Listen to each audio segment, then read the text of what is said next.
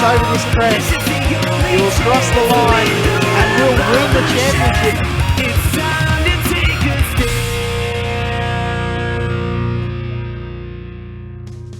Hello, race fans, and welcome to another week of V8 Supercar Americas online. I'm JD Smith, Kane Craft with me, and here to bring you all the action from Oran Park this week. Kane, really excited and looking for some big racing this evening.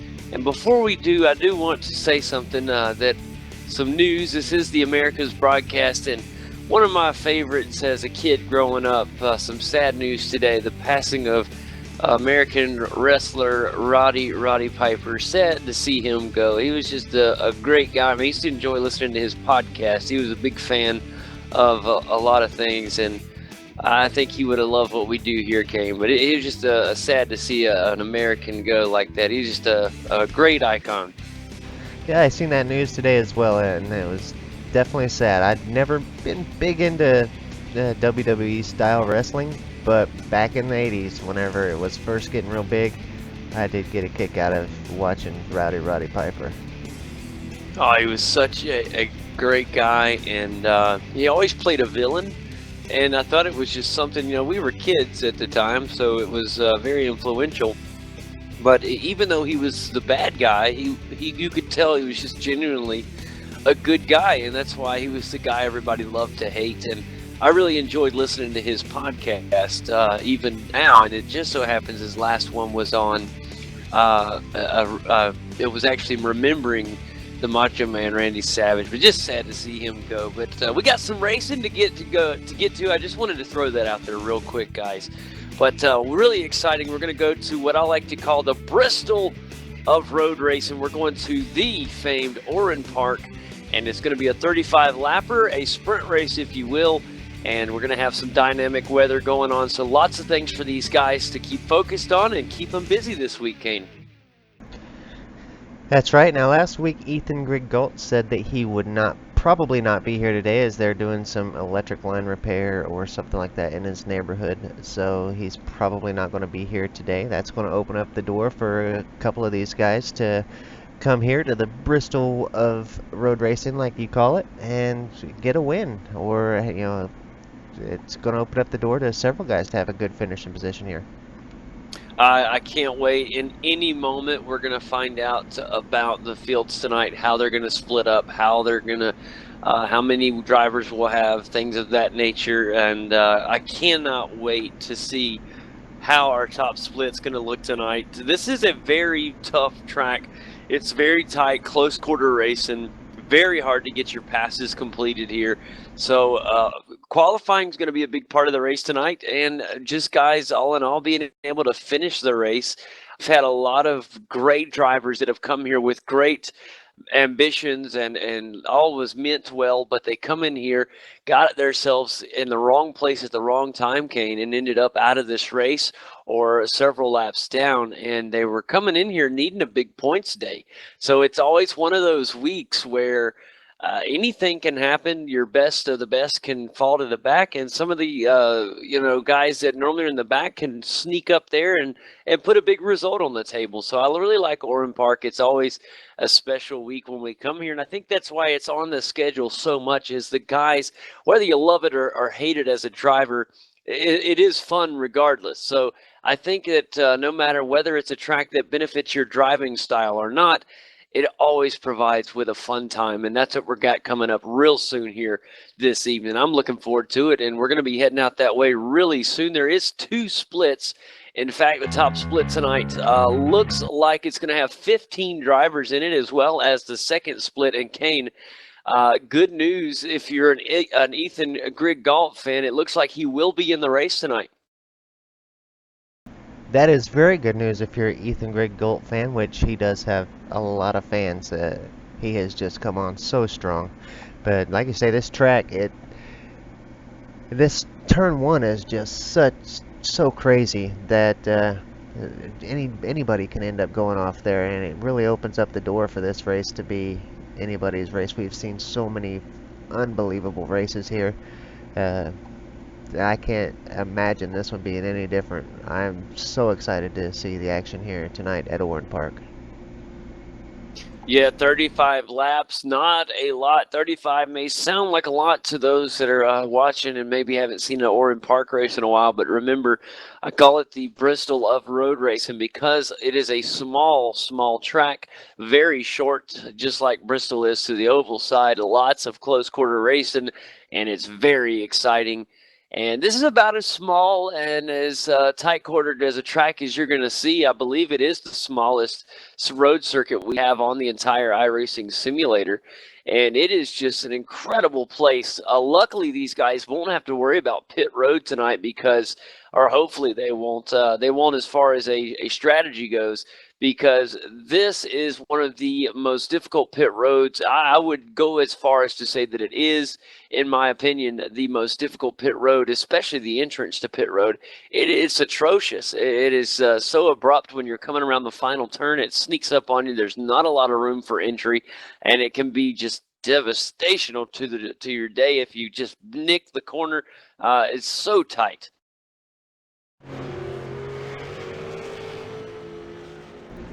Just load into the server now. It won't be long before we start getting some images.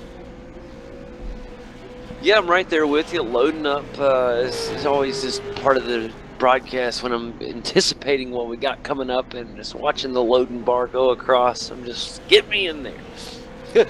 Let's see what's going on. Let's check out how qualifying's going. So far, Ethan Griggold is got the provisional pole with a 104.684. Ian Ford's got that second place started spot so far. Marlon McMullen third, Jason Quire fourth, Corey Preston up in fifth, Mick Cracknell sixth, Ryan Shelton in this split tonight. He'll be, so far, has got that seventh position. Victor Tanaka eighth, Jim Davey ninth, Phil Jones 10th. Marty Carroll's not put in a time yet. Dale Niche, Darwin Mintz, Sanjin Dalalik, and Isaac DeFigueiredo still to get to put in a time. And that is how we look so far. We are at about the 5.5 minutes into qualifying. Remember, there's only 12 minutes allotted to get your time set in stone. You must complete a lap without getting any off-track or incidents that could erase your time for that lap. So guys, right now, still Darwin Mintz is still wanting to put his name on, as well as Isaac DeFigueiredo. And right now, Isaac is in the Sim Pit Falcon, and the number 12 machine looks like he's getting ready to start a flying lap. He's out on the drive out right now. Let's take a look. We were talking just a minute ago. Kane was talking about Marty Carroll. He did just post a time. He is currently in the 8th position. Kane, he's the number 5 Sim Pit Falcon. Currently in pit road. He is going to change. Look like he may make some minor changes in the garage and come back out and try to better that time. Up near the front, though, it has been these three all season long. It has just been remarkable to watch all three of these guys. Ethan Griggold, Ian Ford, and Marlon McMullen. Those three have just been a staple up at the top of our leaderboards each and every week, and it is fun to watch them battle out. Remember, a week or two ago, we saw, you know, one of the others jump in front of them on that final lap. So when this thing hits 11:50, 11:55, don't go ahead and write that first place position in the winners or in that pole award just yet. We've seen them knock them off on what I like to consider overtime after that 12-minute mark on when they get that final lap. We've seen it time and time again. Kane, it can happen here again at Oran Park. Yeah, it's definitely happened, what, 3 times now this season? And Yeah. it definitely makes qualifying that much more exciting whenever someone comes through at that last second and takes over that pole. It really is amazing. I mean, you'd think that it would just be so difficult to go out there on one final lap and get it done, but we've seen it happen more than usual, let's say that. And it could happen again tonight, so it adds tons of excitement already to an already exciting qualifying session. Halfway over with qualifying now, so guys really need to get back out there and make sure that they can get what they need to do. The big thing is they've been practicing all week. They know what their best times are. They're going to go out there and try to make best time or get close to their best times. It's very, let's say it's difficult. Some people are better qualifiers than others, and that happens in the real world racing as well. You know, it's just the way it is. It's almost like, remember when you were in school and they said, oh, well, he's a smart kid, he's just a bad test taker. And that is kind of how qualifying is for some drivers. They just always have trouble putting in that hot lap, but yet once they get in the race, they're constantly climbing up through the field. And so it's interesting to see each and every week just kind of how things shape up. We have such a wonderful group of drivers here in the Americas Series, and I look forward to each and every week finding out what's going to happen. Now, right now, Marlon McMullen trying to get a good lap. He's currently in 4th as Mick Cracknell jumped up to P2, Kane. Very impressive from the number 4 Sim Pit Holden, and I tell you what, very, very impressed with Michael Cracknell's 104.7. Yeah, Corey Preston also a driver to keep an eye on as we come to the winding down minutes of qualifying here. And every week, Marlon McMullen been putting a different spin on his Holden. Today, he's rocking the repair management Holden. And he has got to go back to the garage and get ready to come back out. So at 9 minutes 30 seconds into qualifying, Marlon McMullen going to try to reboot and get back out. He's only 0.03 of a second slower than Ian Ford, who's in 3rd right now. So he could definitely get up there. Right now, speaking of Ian Ford, the Demidov Holden is out right now trying to improve his time of a 104.9. And that's going to be very fun to see. Let's look at some of the guys a little bit further down, kind of trying to sneak into the top 10. Right now, Sanjin Dalalik is holding that 10th spot down with a 105.9. Behind him and trying to sneak in, it's Victor Tanaka in the Sim Ability Holden, Isaac De Figueiredo in the Sim Pit Falcon, and Jim Davey back in 13th in the Worth Ford Falcon. And we saw a really good race from Jim Davey last week, Kane. I was very impressed. And it's going to be fun to see what some of these guys can do this week. Can they crack up into that top 10? It's going to be very difficult, but it can be done. How about the weather here tonight? Looks like it could just start raining at any second. The cloud cover's intense here. It's going to keep the track temps nice and cool today. It really does, Kane. It is very eerie looking here at Oran Park. You know, I would almost believe that the rain would just start coming down, and don't you know, it won't be long, and we should have that happen just like that in our series. One day we could have participation or precipitation, and that just adds so much to it. I cannot wait till the dynamic tracks get here with the dynamic weather. It's just going to add so much to the broadcast, so much to the simulator. And I just, let's not even get me started. It's just one of those things that I think is going to be the icing on the cake for the best simulator in the world. Right now, let's take a real quick look. We got 30 seconds remaining in the official first 12 minutes of qualifying. So we need to keep our eyes on who will get a lap off before the end of the 12-minute mark. In fact, 20 seconds and counting. And right now, Ethan Griggault is going to come across the start-finish line, so he will get another lap, but he's already on the pole, unless he just wants to try to better. Corey Preston will make it across the line. 6 seconds remain. And will anybody else get across? Kane, it's going to be close. I think that Sanjin Dalalik and Victor Tanaka did get it across. It was so close that it's hard to call whether they got across in time now. They look like they're going to continue to run the lap, so I think they did get across, and we'll keep our eyes on those. Corey Preston, of course, did get across as well. He's trying to put a lap down right now. Let's keep an eye on the Apexy Ford Falcon as he gets ready to come over the bridge section here at Oran Park. So far, the lap looks rather good. It's hard to tell here, as it's just hard to get a good feel when the times are real close like they are. We have, you know, almost the entire field is within a second and a half of one another. And here comes Corey Preston here, going to come around the final 2 turns here and let's see what kind of time he can post as the number 7 Apexi machine gets ready to cross the start-finish line. The time will come in, and he will better his time. He'll move up into the top 5. Kane 1 spot better, and Corey Preston will start 1 spot ahead of his teammate Dale Niche in the 5th position. Very good to improve his time from Corey Preston there. And that looks like that will finish up on our qualifying today. So with that being said, let's go through our official results here at the end of qualifying. Your pole sitter in the pole award will go to Ethan Grigalt with a pole time of 104.5. Very impressive. Only 2/10 slower, and starting on the front row will be Ian Ford. Good time from him. Michael Cracknell did drop to 3rd with a time of 104.7. Marlon McMullen. Kane, I just want to point something out. Ian Ford and Michael Cracknell have identical times. How do they decide who goes into 2nd and who goes into 3rd? I mean, they are identical times. There's no difference in the two.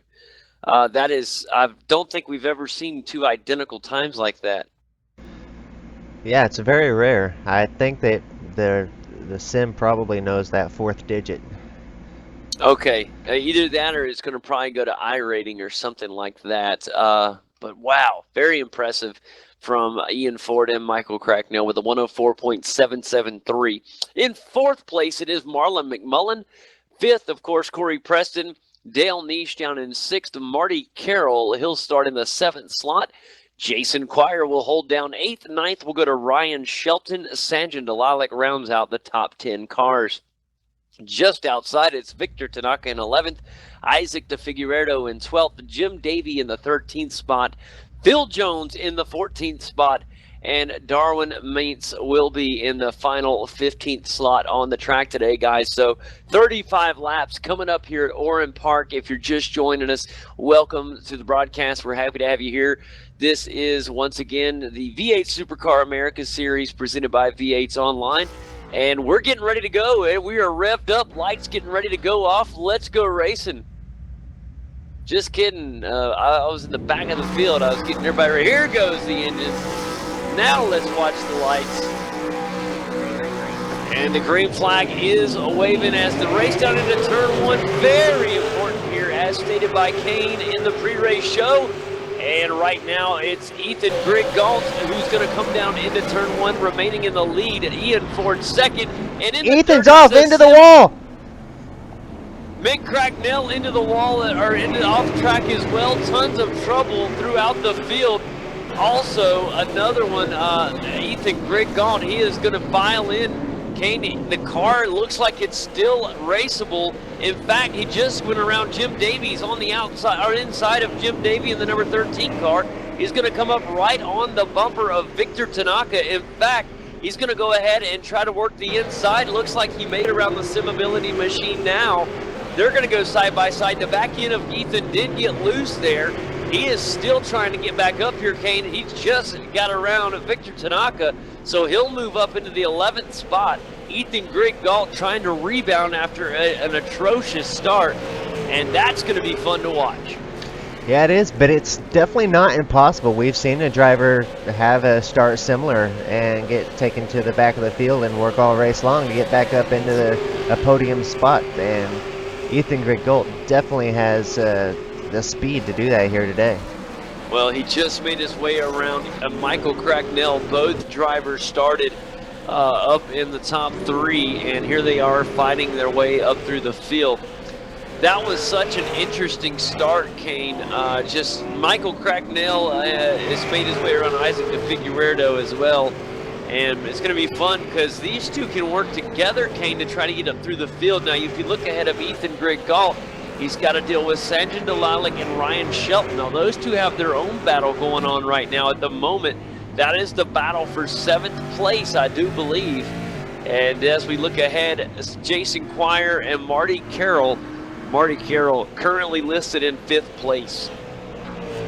Yeah, great start so far for Marty Carroll up there in the 5th place. Marty usually does a pretty good job here at this track. He seems to like this track pretty well. This is definitely a driver's track, and Marty definitely a very patient driver. Big job from both Apexi cars. Corey Preston currently in 3rd. His teammate Dale Niche is in 4th. and they continue to attack, trying to catch up to our front two drivers. Kane in the repair management, Holden. That is Marlon McMullen and your leader right now in the Dimmadov, Holden. Ian Ford. Very impressive right now from Ian Ford. And I'm sure he's happy as can be to be up there in the lead. And it's going to be fun to see if he'll be able to hold on to that lead. What's going to happen? Will Ethan Griggault be able to catch him? It's going to be fun. It's going to be happening real soon, guys. Don't miss it. In fact, you guys need to watch EGG's car right now because he's coming up on the tail of Sanjay Delilah. We got a 4-car train of cars. In fact, Mike Cracknell's right there with Ethan Griggault. And this is some intense racing starting to develop here around the 8th and 9th positions. Yeah, Ethan's car's still looking a little squirrely on the rear end sometimes. Yeah, this track, you have to be so easy on the throttle in some of the places. You can kind of see Ethan's rear end just get a little shaky every once in a while as he gets on the throttle just a little too soon. But I think he'll get all that kind of under control here as these laps start to tick away, and I think we'll really start seeing him make up some positions soon. We're right now working on the inside. It's going to put him on the outside. That'll give one more advantage to the 11 car of Sanjay Delilah. Good job through the right-hander right there as Sanjay Delilah able to hang on to the inside. One more inside turn. The outside's going to be a great jump from the number 2 car of Ethan Griggault over the bridge section now, and it's contact through the exit, and somehow he saves the car, and now the 11 is fishtailing, and he's able to hang on. Ethan Griggault falls one back behind his teammate Michael Cracknell, and that could have been race ending had they not saved that. Great job from Ethan Griggault to save the car. That could have been the end of his day. Yeah, he may have lost a position, but man, what a job saving that. That was amazing.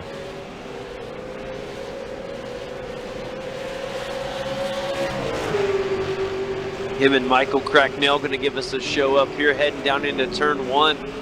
Matter of fact, his teammate, good job right there. Mike Cracknell lets him by. And we'll get to watch Ethan Griggault have another stab at getting around Sanjay Delilah here in a minute. I think the Figueroa with a little bit of a spin there. He got it back under control, got back going again right ahead of Jim Davey. I was very impressed with Sanjay Delilah on that last battle there with Ethan Griggault. He held his own very well, just brief contact on the exit out of the bridge section. And here they come again, Ethan Griggault with tons of momentum coming up right there on the tail end of Sanjay Delilah. And this is going to be a great battle between two Holdens here, as it is a sim pit machine trying to work his way to the outside there. Looks for daylight. There's none to be found here on this cloudy day. There's an opportunity. Just didn't have quite the momentum. He had a great peak on the inside. Now he's going to try to beat him on the front stretch. It's a drag race down towards the start-finish line. And as we head down into turn 1, this could be very exciting. And it's going to be some good trail braking right there from Sanjay Delilah. Off. Yeah, he got a little loose, and that's going to cost him a little bit of time, Kane. He's going to come out right in front of the Simability machine right there, and that could have been rough. Oh, Sanjay Delilah I caught the end of that with my eyesight. I'm going to go back and check. In fact, there was contact made, and that is contact between Ethan Griggault and Sanjay Delilah. It was down into the turn, and it's from my angles that I keep looking. It looks like the 11 may have come across the hood of Ethan Griggault, and it's a tough one. That's just two guys racing in a very tight quarter track. Both cars are fine, and Ethan Griggault does get around Sanjay Delilah, so he'll try to move up and try to get the next driver. Now, the next on his list is going to be Ryan Shelton, who's currently running in the 7th position. Ryan Shelton, if you guys are looking on, a driver we haven't talked much about ever on the broadcast, and currently Ryan Shelton is holding down the 7th position, and he's in the Racing Line Dunlop Ford Falcon. So that's the number 14 car, yellow and black, and here comes Ethan Griggault. Boy, he comes up out of nowhere. I do want to mention Corey Preston has managed to get around Marlon McMullen and take over that 2nd spot. Not quite sure how it happened. I do see a little damage to Corey Preston's car there, but Marlon's car is still looking pretty clean, so I don't think there's any contact there. Must have happened around that same time as the Ethan and Sanjit incident.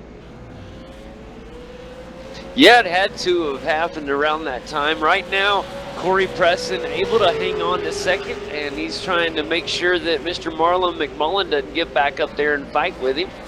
And those guys heading into turn 1, currently on lap number 8 of 35. Marty Carroll in 5th, back in 6th place. Oh, wait a minute, we're fixing to get another battle here. Ethan Griggault has already caught Ryan Shelton Kane. He is already within that car length, and both cars heading down under the bridge right now, getting ready to head down into turn 3. And the excitement builds as he's on the inside, very tight corners, and that is no room for error, but a textbook inside pass from Ethan Griggault. Great job from Ryan Shelton to hold his line there and to make sure that neither car had any type of trouble. And Ethan Griggault will move up into the 7th position.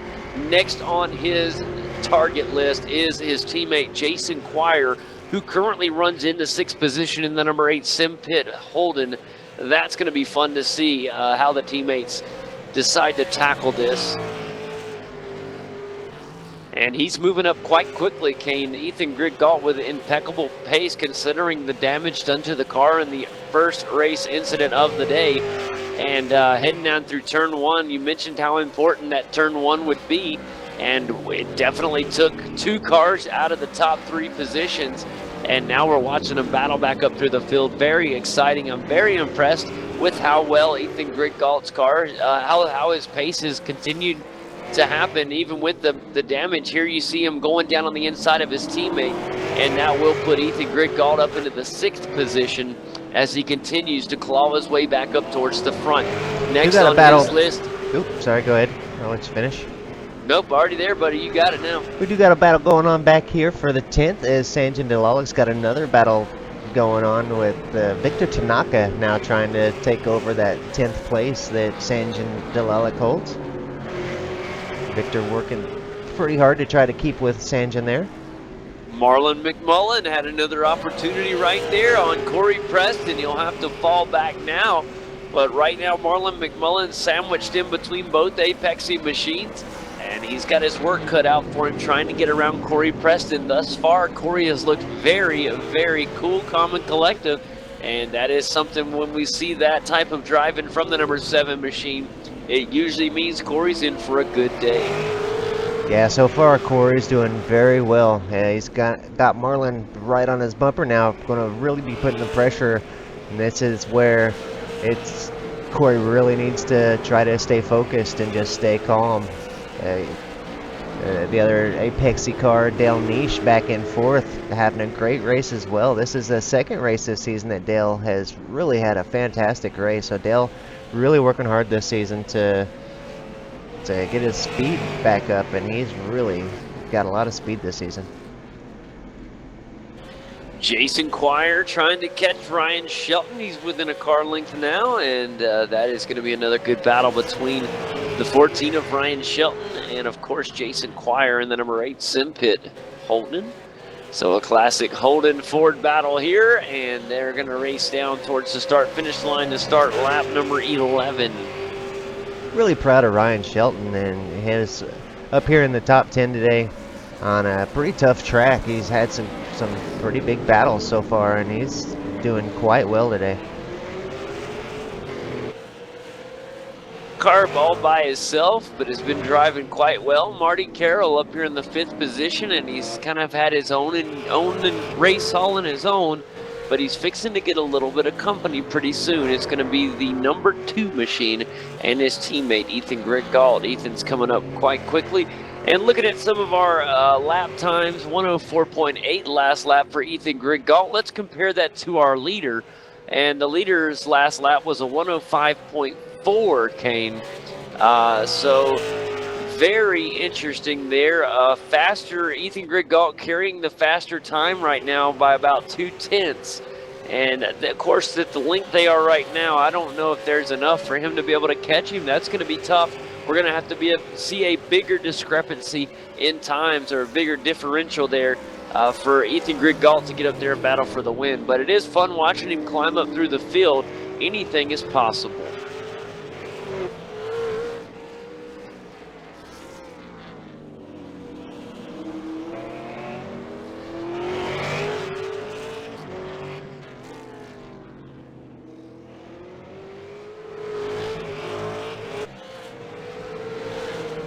Ian Ford is rocking out his own race up front. I don't want to take anything away from Ian. He's having a remarkable day, and he's got his own race happening right now. He has earned the lead that he has ever since he got in first. He was really close to the rest of the field, and he has been able to put quite a bit of a gap in between him and second place.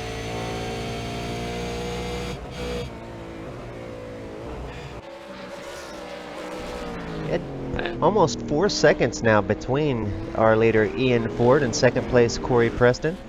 Corey's still having some pressure from the #1 car of Marlon McMullen.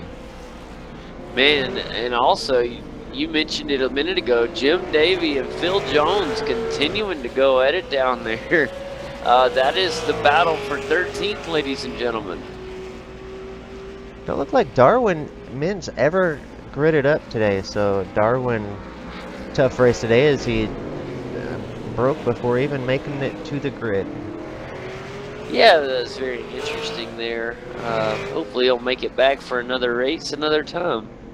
Ethan Gridgalt, ladies and gentlemen, has got almost within a car length of his teammate Marty Carroll, and that's going to be fun to watch. Two extremely fast drivers, and it's almost like, you know, it's been remarkably fun watching Ethan Gridgalt come up into this, come up through the field, but now that he's up in the top 5, this is when these passes become very difficult when you start getting up here in the top 5. He's going to try to make a move on the inside of Marty Carroll here. Marty will do the right thing there as a teammate and let Ethan by with no problems. A very good teammate move from the #5, Marty Carroll. He knows Ethan's got a little bit better pace, and he's going to let him go so he can get up there and try to get another win. Marty's got really good pace though, Kane. It's fun. Maybe you can kind of tuck him behind Ethan and follow him, as he has been, he's had some pretty nice pace.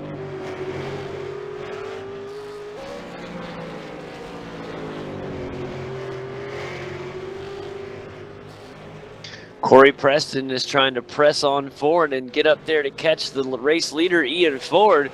And Ian is just not letting that happen. He is continuing to put down some good times. 105.3 last lap for Ian Ford, and the last lap for Corey Preston, a 105.6. So about 0.3 faster for the Demidov Holden of Ian Ford on that last lap.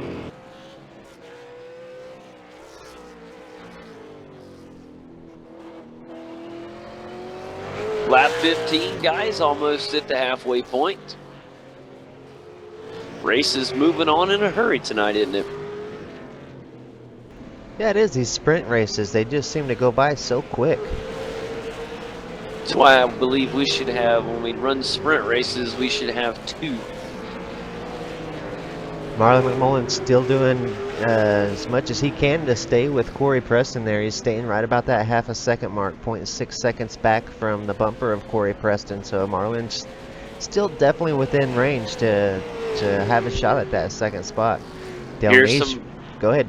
Here's some fun right now. Ryan Shelton's got Michael Cragnell to deal with here. And here he comes. He's going to push right here as they get ready to come around the final turn. Let's see if Michael Cragnell can get a little bit of a run on Ryan Shelton. He had a really good run coming out of the bridge section, but then Ryan Shelton really did a good job to try. Oh, he did the back end, just kind of fishtailed a little bit. And that's going to cause a little bit of a run. Can that be what the sim pit machine of Cracknell needs down into turn 1? You get a pretty good draft on that front straightaway, but you get so much speed going into that first turn, it can almost be dangerous. Yeah, it really can. Oh man, I'll tell you what, Ryan Shelton just nosedived into the curb.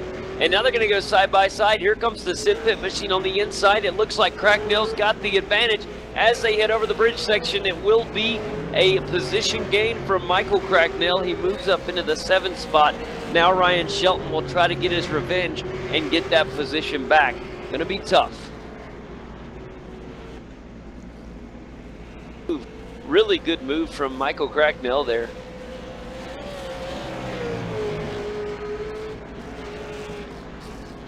Do want to mention up front that Corey Preston has now started to pull away from Marlon McMullen by quite a bit. Now Marlon's a full second back. Of course, I say a full second, that's really not very much at all, but his 1.1 seconds back now off the bumper of Corey Preston. So Corey's starting to pull away. He's still not making any gains on our leader, Ian Ford, though. 4.2 seconds back from Ian Ford.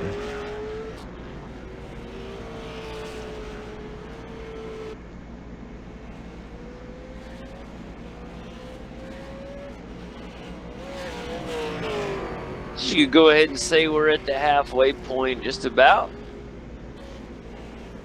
I'd say we are. Behind Ryan Shelton, it's Jason Quire back there in the number 8 sim pit Holden, and he's trying to get up there and have some fun too. It'd be fun to see if he's able to get up there and kind of give Ryan Shelton some entertainment there. Tell you what, JD, the race is pretty exciting tonight. Everybody's watching the race. Nobody's hardly said anything in the race chat today. Everybody's just really engrossed in this race here, watching Ethan claw his way back through the field. Yeah, it's been quite entertaining watching him do so. Things have been quiet on the Ethan Griggault chase cam for a while because once he got around Marty Carroll, there's been quite a bit of space or a bit of ground to run down to catch that 4th place driver. And I told you, it's going to be tough once you hit the top 5 because all these guys in the top 5, their pace is just remarkable. And if he looks ahead, next would be Dale Niche. And Kane, I have been overly impressed with what Dale Niche has done this afternoon. Here he is in the number 6 Apexy Holden, and right now he has just been extremely impressive. 105.7 is his last lap. He's remained high and tight up here with the top 4 guys. Just broke into the 106s on that last lap, but still really good pace from Dale. I'm very impressed with him.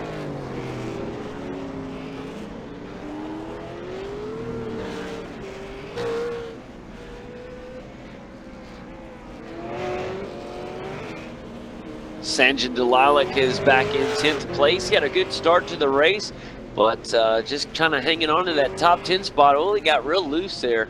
And somebody, I see lots of dirt flying up. Side-by-side action. Jason Quire moves to the inside of Michael Cracknell, and they're side-by-side. And there goes Michael Cracknell. So he does get around Jason Quire there. They were side-by-side racing, man. Always action. Always something. It's like you can't ever blink, you know?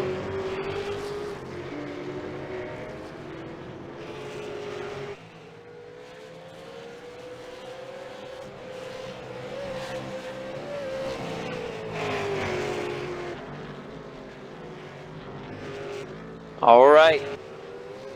Ethan Griggault is starting to catch Dale Niche now. It is only, let's say, about a lap or 2 away from seeing that battle unfold.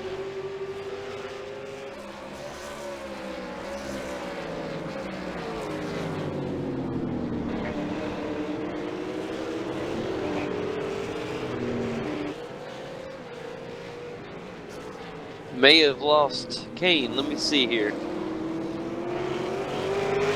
There, never. My apologies.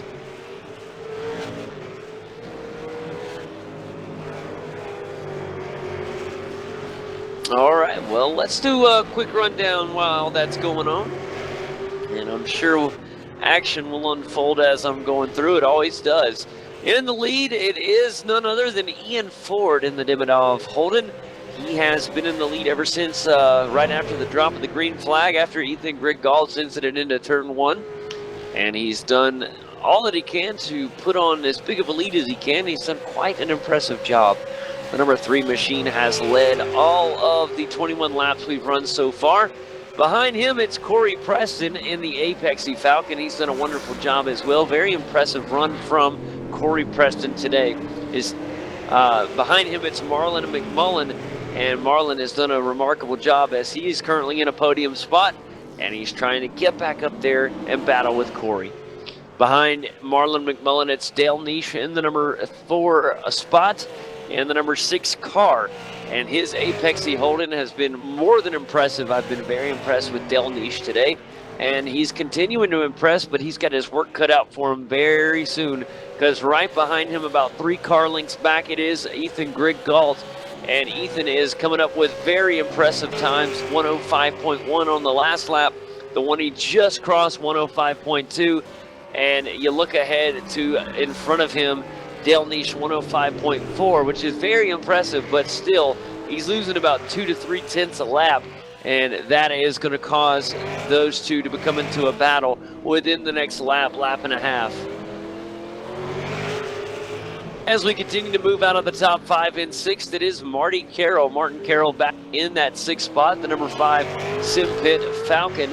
And he's looked wonderful all race long. 105.9 was his last lap, and he's continued to look good.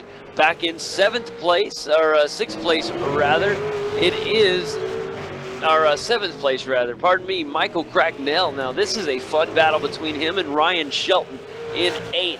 Behind him it's Jason Quire in 9th, and they continue to have a 3-way battle. Very, very intense.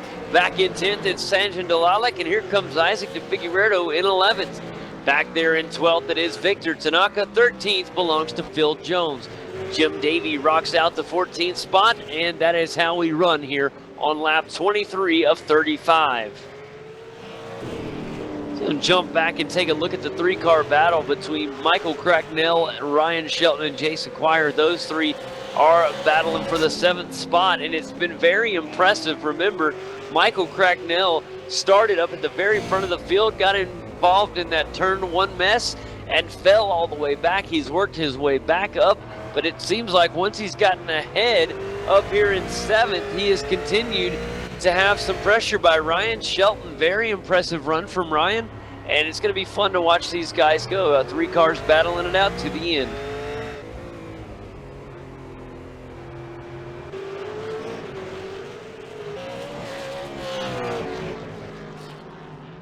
Ethan Grigg-Gault now into that half-second margin between he and 4th place Dale Niche. So the pressure is really going to start mounting for that 4th position driver, as Ethan Grigg-Gault is starting to get up there to race with him.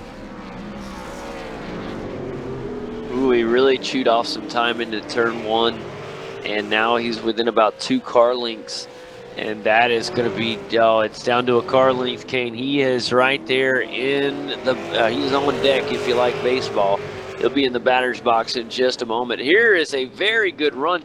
Boy, it's amazing just how good or how aggressive Ethan Grigg-Gault is going on the, or how fast, not really aggressive, he's just so fast on entry. And he's not losing time on exit. It's very impressive just how well that car is running right now after that incident. And it is like once he got a lap or 2 under his skin and got used to the way the car felt after the incident, it's been no problem for him. And here he is within a car length now. He is literally on the tail end of the Apexy machine there of Dale Niche. The battle for 4th place is on. 10 laps remain in this one. I tell you what, JD, these guys are only about 3.5 seconds off the bumper of Marlon McMullen. So if Ethan gets around Dale pretty quick here, there is a chance that he could catch up to Marlon McMullen. Now, Marlon, Corey, and Ian, those 3 are going so fast that I don't know if he can get it done or not. But there is a chance he could gain 3 seconds in 10 laps that he's got left. Well, what an impressive pass right there from Ethan Grigg-Gault. They were coming under the bridge as they come up to the big right-hander. Ethan Grigg-Gault took a remarkable turn, but more than that, unfortunately for Dale Niche, he took an extremely wide turn and it cost him the position. And so now he's going to have to try to hold on to that 5th spot as he looks at Ethan Grigg-Gault ahead of him now. Marlon McMullen has to be concerned. That's what Kane was just saying. As here comes EGG on the march. JD, and something's happened to our 3-way battle. Ryan Shelton now back in 12th, and Mick Cracknell's got almost a 3-second lead over Jason Quire. So those 3 drivers must have got together or something. Very possible indeed. And right now, guys, this race will be over before you know it. You got to start making your moves now. And Ethan Grigalt knows that. He is trying to press on as hard as he can. And he's looking ahead to Marlon McMullen. Marlon is pushing on. He's looking at, he still believes he can get Corey up there. They're not that far apart. And Corey Preston still thinks there's a chance he could get the victory, but he'll really have to move as Ian Ford is all by his lonesome up front with quite a lead late in this one. Yeah, Ian Ford doing everything right today, getting way out in front. A 6-second lead over second place Corey Preston. So Ian's definitely on the ball today. In fact, he'll be coming up on the first. Every car is on the lead lap at the moment, but that could change very quickly as Ian Ford is making his way up on Jim Davey back there. And I'm just impressed that we've had all cars stay remain on the lead lap through this this point in the race. Remember, this is a very small road course, and it's not that hard to get lapped here.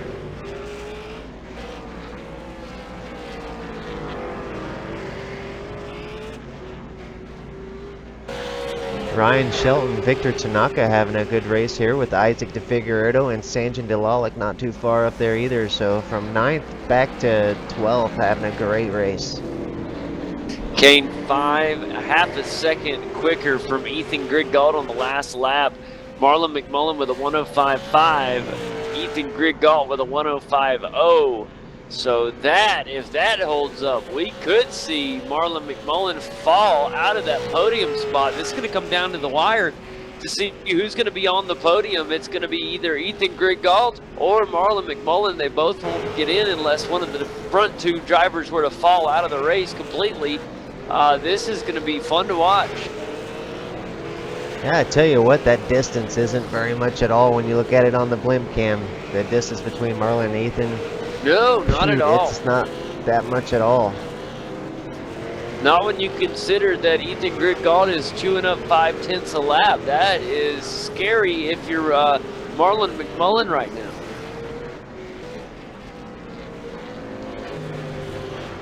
Yeah, Marlon definitely keeping an eye on that time and keeping an eye in his rearview mirror. He sees Ethan coming, so definitely going to be an intense finish to the race here for Marlon McMullen. And Ethan Grigalt definitely can see Marlon right up there and knows he's got 8 laps left to do it. And we could definitely see a battle here. Victor Tanaka has got some company on his bumper. It's Ryan Shelton. Remember, Ryan was up there in that 3-way battle and somehow fell back to 12th. And now he's got to push to try to get back up in the 11th spot or try to maybe even catch 10th if he can get a move. Ryan's car a little worse for wear after incident.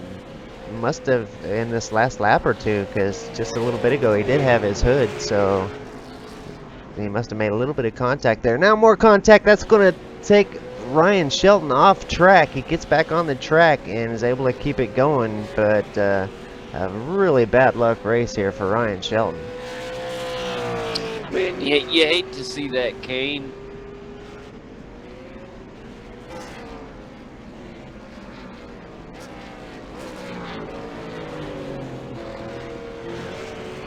Taking a look up here in the 6th spot at Marty Carroll. Marty's still having a fantastic race up here in 6th spot. He's got 10 seconds ahead of the guy behind him, which is Mick Cracknell. So Marty having a great race today. Of course, Mick Cracknell doing good to get up into the 7th place after a start that took him off the race course and out into the goofballs. Took him a little bit to get back on. He had to come back up from, I think, around 12th position. So a great race for Mick Cracknell. But the star of the race definitely has to be Ethan Grigalt, who's come back from 13 positions down or so to get up into that 4th position and still trying his best to run down that 3rd place Marlon McMullen.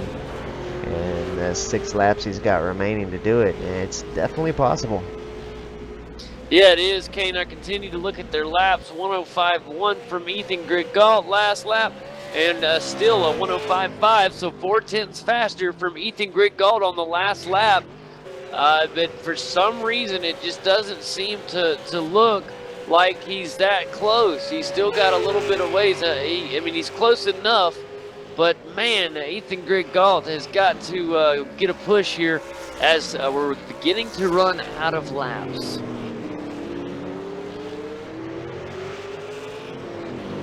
Fun to watch, fun to watch. Who will get it? Will it be Marlon McMullen on the final step, or will we see Ethan Griggault get up there and run? Regardless, I just want to watch the two get into a serious battle for that third spot. That will be so fun. Two incredibly good drivers late in the race here at Oran Park. That is going to be what we want to see, and I believe we're going to see it. I really think it'll happen. Sanjin Dalalik having a little bit of trouble keeping track of his car, keeping his car under him as he's really struggling to keep that thing on the tarmac. Some trouble in the steering as his car's got a lot of damage. Victor Tanaka doing his best to try to run down Sanjin. You know, Sanjin was up in the 9th position only 2 laps ago. In fact, he was in front of Isaac de Figueiredo now, well behind Isaac and just in front of Victor Tanaka here. In fact, Victor Tanaka in the SimAbility machine could find his way up into the top 10 finish here. This is another battle we're going to have to keep an eye on as this race continues to get closer to closing out. We're on lap 31 of 35. We can go ahead and say 32 of 35 as the leaders have well crossed the finish line. Let's go ahead and look right now on Marlon McMullen and Ethan Griggault. Kane over the bridge section right now, and Ethan Griggault is within about 3 car lengths, maybe 4, and he continues to close in on Marlon McMullen. Now this is when it gets interesting because Marlon McMullen can see the logos on the front or on the hood of the Sim Pit Holden of Ethan Griggault. He sees that logo and he knows he is within striking distance. At any moment, the smallest mistake could be costly to the podium finish for Marlon McMullen. He wants this podium finish very bad. This is going to be very fun, very aggressive, and just, it's an incredible finish to this one. Yeah, I tell you, Marlon wants nothing better than to finish ahead of Ethan Griggault. These guys are in a points battle like crazy for the lead in this championship series. Ethan, of course, has it by quite a bit, but Marlon could definitely make some gains finishing ahead of Ethan today. Here we go, Kane. It's within 2 car lengths and a great run up the bridge section from Ethan Griggault. Again, Marlon gets a good run, and then Ethan just kind of answers back with another good run. And here he is. He's within those 2 car lengths, and he's going to push it down to a car length. Great job through the final 2 spots. Let's see how he does around the final 2 turns here of lap number 33, Kane. This thing getting over in a hurry. They're coming up on some lap traffic. That's going to cause 2 to go, and that's going to cause some serious trouble for Marlon McMullen as that allowed Ethan Griggault to get right there. He's within the car length now. They're going to race down into turn 1 here on lap 34. The white flag will be out next time by, and this is the battle we've been wanting to see. It is finally here. Contact made between the 2 cars as Ethan Griggault comes up to tap Marlon McMullen, and the race for the final seat on the podium is underway. Down into turn 3, it's still Marlon McMullen. He's able to hold the race line beautifully as they get ready to go up over the bridge section here. Marlon McMullen does a wonderful job of not allowing any daylight, and he remains in the front. No side-by-side racing at all, and Marlon McMullen wants to make sure that Sim Pit Holden stays right behind him and doesn't get out on those rear view mirrors. Doing a beautiful job right now. Ethan Griggault maybe waiting for the right time to strike. They're getting ready to come around the final 2 turns here at Oran Park. We're going to see the white flag now. We are on our final lap of the race, and it's lap 35 of 35. Egan Ford out in front. He should win this baby, no problem. And now we have our race for the final spot on the podium. Corey Preston in second. Marlon McMullen in third, Ethan Griggault in fourth. Down into turn 1, one of the biggest opportunities for pass right here. Ethan Griggault just cannot get it done yet. He's pushed the car and gave it everything he's got. down into turn 2. Here comes another good opportunity. He will get so close to the bumper, but he cannot get on the side. He looks to the outside, a very possible move, just not enough momentum. They're going to go over the bridge section. He's running out of opportunities, Kane. Can he get the job done? It's going to come down to a couple turns. He goes to the outside right now for the bridge section. He takes the pass. An incredible move from Ethan Griggault to move into third. Can Marlon McMullen rebound and get the pass? And look up front, guys. It's going to be a race win for Ian Ford. What a deserved victory from the Davidoff Holden. Incredible from number 3, Ian Ford. In second place, it will be Corey Preston. And the race comes down to Ethan Griggault and Marlon McMullen. Ethan Griggault grabs the final spot on the podium, and Marlon McMullen finishes in 4th. Dale Niche comes around now for 5th place finish. Incredible run from Dale Niche back there in 6th place. It should be the number 5 Sim Pit Ford Falcon, Marty Carroll, and it is a great run from Marty. And then it goes back to 7th, where Michael Cracknell will come across in 7th. 8th will go to Jason Quire, Isaac DeFigueredo 9th, and 10th, Victor Tanaka in the Simability Holden. What a finish, Kane. Amazing. That was just such a fantastic race. Ethan and Marlon just brought it at the finish to give us a nice, exciting finish.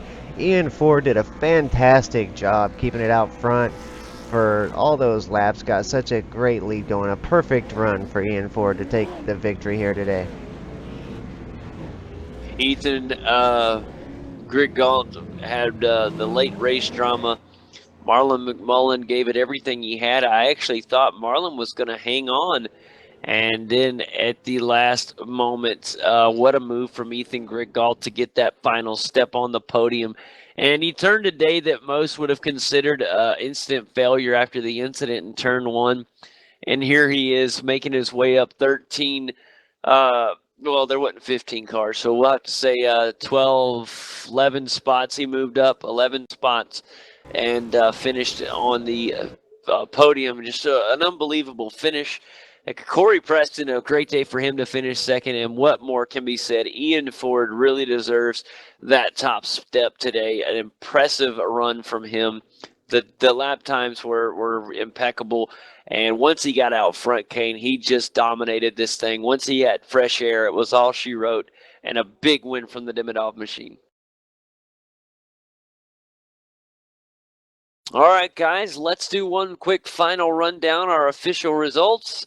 And your winner, Ian Ford, very impressive. We didn't talk enough about him because he was all by his lonesome up front. That tends to happen. We do that quite a bit when we have a car that just dominates a race like that. And he did just that. He completely dominated this thing. Corey Preston came in 2nd in the Apexi Ford Falcon. In 3rd place, it was Ethan Griggault with late race theatrics. The Sim Pit Holden rocked it out in 3rd. In 4th, it was the Repair Management Holden in a wonderful race from Marlon McMullen. Tough one to bite at the end of that one, but he still deserves a pat on the back for a job well done.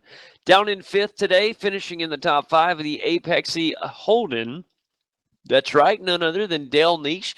A very impressive run from him this week. He continues to impress. I've been very impressed with his season thus far, and it'll be fun to see what he can bring next week. Marty Carroll, another big performance from him in the Sim Pit Falcon. He finishes in 6th. 7th went to Michael Cracknell. It's good for him to finish in 7th, considering his early race troubles as his the turn 1 incident that caused him to fall back. And a very good run from him. Jason Quire finishes in 8th. Isaac DeFigueredo finishes in 9th. Victor Tanaka in the Simability Holden finds himself into the top 10 today. Ryan Shelton, he was battling up around 7th for quite some time, had an incident, fell back, and finished in 11th. Tough to see that the racing line, our Falcon had a good race until that one incident. In 12th, it's going to be the Race Club Holden of Phil Jones. Jim Davey in the Worth Ford Falcon finishes in 13th, and Sanjan Dalalek finishes 2 laps down in 14th place. And that's tough considering that Sanjan did have a great start to this one. It just didn't end quite the way he wanted it. Yeah, That that's true. is He did have a great race going there, and just there toward the end, things just started to kind of unwind. And once that happened, it just seemed like one thing after another, and he ended up finishing 2 laps down with a seriously broken car. That's a shame because he was having such a fantastic race. Yeah, it was a really good, impressive race, and that's just something you got to keep with you, hold on to, and let that be the fuel to your fire next week. And it's going to be fun to see if he can do that. All right, guys, let's get ready for some post-race interviews. Let's go ahead and kick things off with Corey Preston. Go ahead and have a word with him. Very, very impressed with Corey's run tonight. Corey, welcome to the post-race show. How are you tonight? Oh, come on. I was about to have a conversation. Oh, anyway, hey, Kate. Hey, who are you again? I forget who you are. JD, yeah, that's it. Corey, whoa, slow down, my buddy. Um, I think your mind's in race mode there. You're just a going at it. Tell me about your race tonight, man. Impressive second place finish. Yeah, I made a great start, and I don't know what happened to Ethan and Cracknell, but they just seemed to like run off the road as if their front tyres was running on rims, or they was bias ply or something. But yeah, and then I chased down Marlon and surprisingly managed to get up the inside of him, and yeah, and then I worked on trying to build what much of a gap I could over Marlon because I knew that if he got a sniff of me like he did yesterday, yeah, it was all over. And then I started locking fronts into turn two, and I was like, oh no, not this, because I could see shades of yesterday. So I learnt from my mistake yesterday, and I I made a bias adjustment. I learned my lesson from yesterday. I made a bias adjustment instead of a sway bar adjustment, and yeah, that solved my issues for the most part. And I was able to keep second at Marlin at Bay and get second for the win. Second, and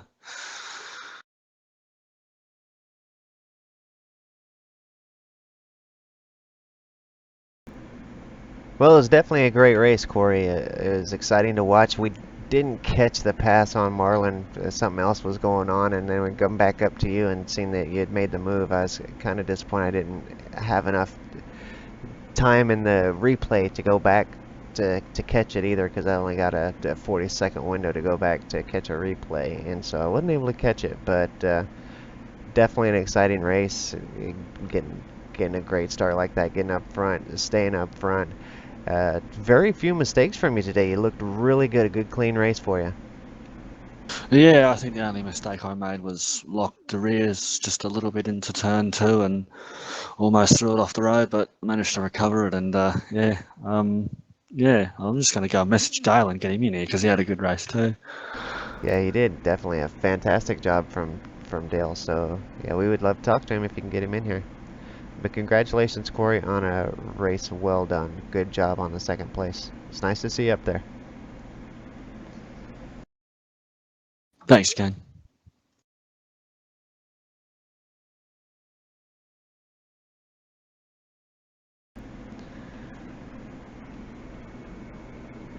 And we're going to bring in our race winner, Ian Ford. Ian, what a fantastic run. You got out there in front right off the bat and just started pulling away. About as flawless as you can have on a track like Oran Park.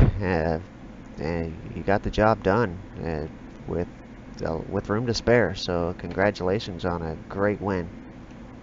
Yeah, thank you. It was just one of those sort of races. After turn one, obviously it was a bit easier. I literally got a wheel on the grass, and I just put my foot down in second gear, and if I was going to spin, I was just going to make it dramatic, and I managed to just stay on the track. And after that, I just had to check out a little bit. Every now and then, I was just pumping in fast lap times consistently to see how the tyres were going. But other than that, it was just all under control up the front. And I think we only just missed out on getting the fastest lap of the race close to the end. So the tyres still had heaps in them just in case anyone had to challenge, or, if it remained a tight race, we would have been fair in there. Well, that's awesome. It sounds like you've definitely got things figured out for Monday night's race, and it's going to be an exciting one come Monday, but take the win away here. In the America Series, definitely a good start to the week.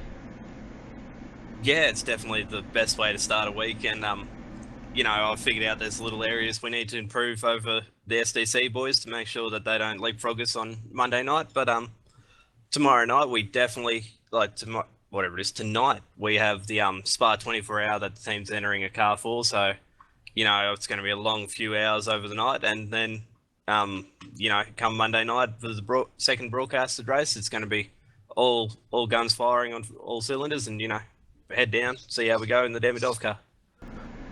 And do we know who's broadcasting the 24-hour Spa race tonight?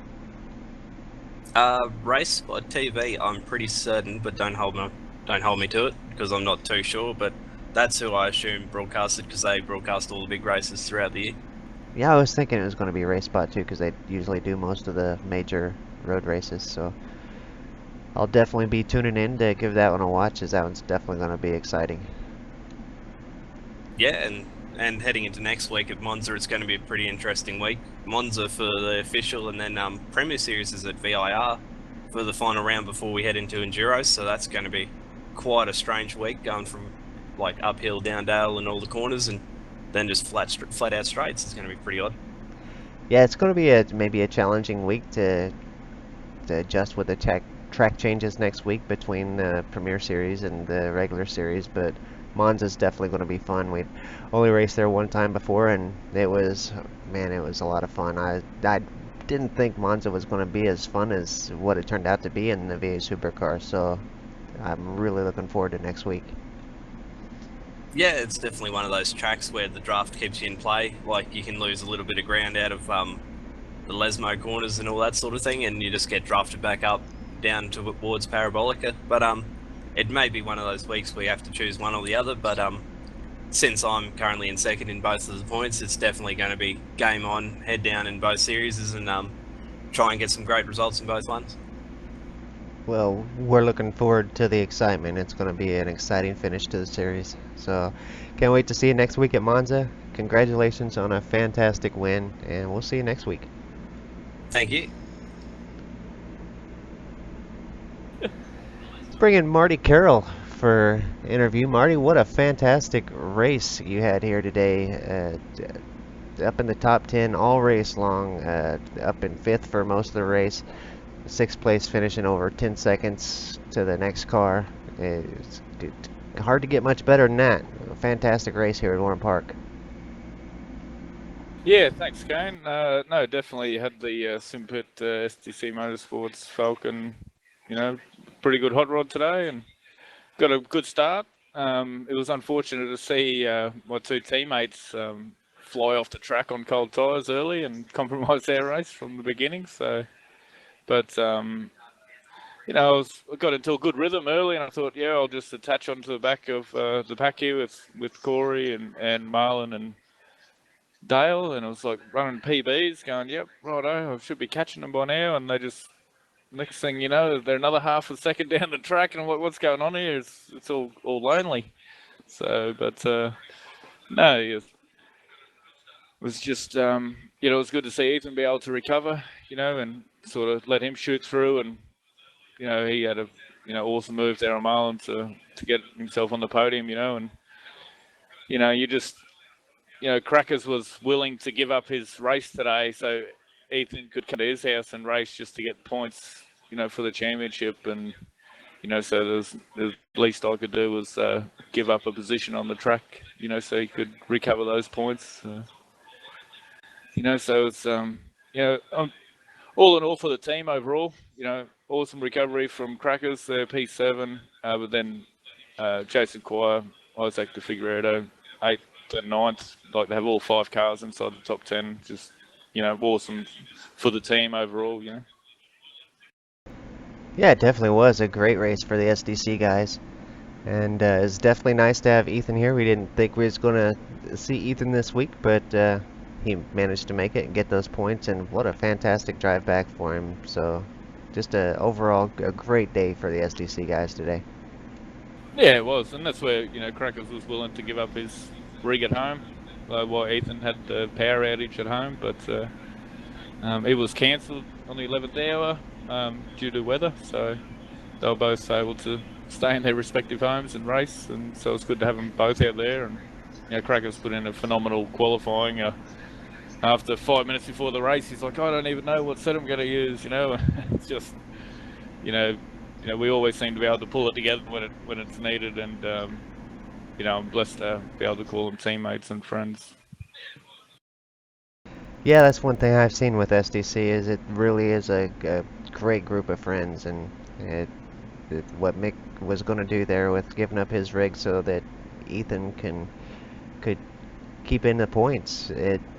That's just a very common thing with SDC. Those guys are just great, and just everybody's willing to help out when needed, and that just fits right in there with the SDC way of doing things, I guess. Yeah, that's right. And as you guys know, if someone needs something, it gets sent off, a graphics card or a wheel or pedals. And, it's the way it should be, you're a team, you're a unit, you should be, everyone gets along, no animosity, and, and everyone gets a common goal. Like, we want Ethan to win, he wants to win. And so he's got the support of, every guy on the team to achieve that. So, we're definitely looking forward to the back half of the season now, and see if we can achieve his goals and our goals that we set at the start of the season for the team. And all in all, we're this week was a little rough with the preparations for the Spa 24-hour, which is on tonight. So we got a HPD and a GT3 squad in that, preparations going on with that. And so it's good to come out and have a solid hit out, and I look forward to the 24-hour tonight, and then back here at Oran Park on Monday night. Well, thanks for coming in for an interview, Marty. SDC definitely a leader in the community, and I'd like to think that I don't know how to word it, but definitely is showing why team racing is a good idea and the great benefits to being on a good team. Yeah, definitely. Well, every great athlete or driver, has always had a great team behind them. So you can't do this on your own. That's for sure. Not at this level. Well, we do got JD back, and we're gonna pass it back over to JD to interview third place finisher rather, Ethan Greg Galt. Happy to be back, guys. Awesome. Marty, by the way, just wanted to tell you, a fantastic race. Ethan, Greg Galt, ladies and gentlemen, welcome to the post-race show. How are you tonight? Well, I'm all right considering. Well, yeah, considering that was, well, first of all, let's talk about that considering. Considering what? Let's talk about the early race incident. Well, I was pretty much just focusing entirely on my start because that's been my whole issue with Ian lately is he gets better starts than me, and I finally got a good one, and I'm pretty sure I was just focusing too much on defending the line and just had a complete mind blank and went off the road at 170, so... Well, somehow... No, somehow the car, you were able... I'll be honest, I thought when you hit the wall, I thought that was going to be it. I thought the day would be over, and somehow you were able to get back out on the track and really put forth an effort and raced as hard as you could. And look what happened. It gave really us the big finale of the broadcast in the final pass around Marlon McMullen, which was very tough. He was having a great race and just the perfect move at the right time. What was going through your mind as you're getting ready on the final 2 laps there? What was your thoughts on how you were going to attack and try to get up into that podium position? Oh, as I was closing up to Marlon, I could start to see him on track, and I'm thinking, that's a podium place. I want that. So pretty much every lap of that race, it was basically a 35-lap qualifying session for me. So, yeah, I got up to Marlon, and I know he has a heap of experience with putting the car in the right place. So I tried to do the over and under, but he just went on tight lines around the track, so couldn't really do that. And yeah, I came up behind him on the bridge really close, and he just ran a touch wide, and I just jammed it up the inside, and I just managed to make the pass stick. I think down on the last corner he tried to go for a dive for me as well, and I tried to give him some room, but we got through there, and yeah, I ended up coming third, which is good. It was very good. I was very impressed. It surely added tons of entertainment to the broadcast, and like I said, that was not easy. The car, how did it handle after the incident? I mean, surely it wasn't driving like you wanted it to feel. Oh yeah, as soon as I hit the wall, I thought the race was definitely over. I'd have steering damage and all that. So as soon as I come back on a track, I'm just short shifting, thinking this is bloody over. I'm gonna have to go back to the pits. And after a few corners, I realised there was nothing wrong with it at all. I was down on straight line, maybe 5 or 10 k's an hour at the end of the front straight, but that's it. It was completely fine. Man, that's crazy. I thought for sure the car was going to have loads of issues, but man, the lap times were great. The car looked great, and I was very impressed, man. Just a great job. I really did. I thought that was an incredible race on your part. Let's look a little bit ahead to some things that are coming up. I mean, we've seen some incredible races from you in the past. First of all, I was happy to see that you made it. We had heard that there was a possibility you wouldn't make it tonight, so it was great to see you. And we'll be at Monza next week, and that is going to be a fun track. It'll only be our second time in the Americas going to Monza, and I'm excited. What can we expect from you at Monza? Monza's one of my all-time favourites, so yeah, I'll just try and do the best I can there. I think it was last season. That was my first track where I managed to almost take out the whole weekend, but yeah, a couple of mistakes last season cost me wins and all that. But I'm hoping to make it better this season. Man, that's incredible. Well, thank you so much, Ethan, for coming and having a chat with us, and congrats on the podium finish. Very impressive. Yep, thank you. All right, guys, that is Ethan Griggault, and phenomenal performance tonight from him. All right, Kane, who's next up on the docket? All right, well, next we'll talk with Marlon McMullen. Marlon, welcome to the post-race show. G'day, guys. How are we? Man, doing wonderful. How are you tonight, Marlon? Yeah, not too bad. That was an absolutely awesome, thrilling race to be in. Tons of entertainment, and you were doing such a good job up there trying to hold on to a podium, and kind of walk us through with that final lap there and your thoughts on trying to hold off Ethan. What was the plan to keep him behind you? I think I realised he was coming about 10 or so laps earlier, so Dale became my best friend, and I hope he could have a good battle with him for a little bit, but unfortunately he got through really quick, and yeah, I knew he was coming, so it was qualifying lap after lap, and then he caught right up to the bumper of me, and I knew in the last couple of laps, you know what, I'm not going to make this easy for him. Let's have a good little battle here. And yeah, so I held the inside line. I didn't swap it. I left him plenty of room. And yeah, we came into that last lap, and things were looking good for a little bit. I got a bit of a bad run out of turn 2, which allowed him to get right up to the bumper. So I kept it nice and tight, made sure I held my line and held my nerve. And then we came up over the bridge, and yeah, I was just a little bit focused on my mirrors, seeing what he was doing, and I saw him getting a little bit of he was going to hit the curb, so I thought he was going to get a bad exit, and then I was so focused on him, I ran a little bit wide, and yeah, he got all the invitation he needed, and he got the slingshot inside of me, and it was an awesome pass. So did all I could to try and get the rebound towards the end of the lap, but no, I couldn't get it done. So it was an awesome race with him. Could have asked for a happier ending to it. Yeah, it was extremely exciting. Ended up being the perfect highlight to the ending of a great race. And but let's talk about your just overall performance. I was very impressed. I thought you held great pace through the majority of the race. Looked very consistent, and I just think the ending wasn't fair. You deserve to be on that podium. It just the way things ended, man, it was just an incredible run from Ethan. That's the only way you can place it. It's not anything to take away from your performance, man. Really, really good run today.